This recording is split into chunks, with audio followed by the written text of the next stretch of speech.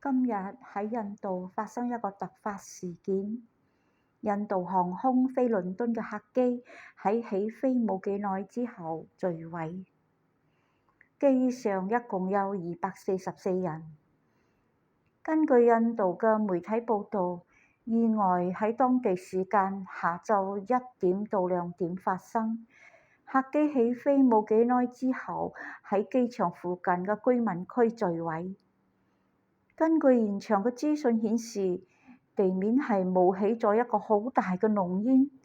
根據路透社報導，飛機上面嘅乘客有217個成年人同11個小朋友。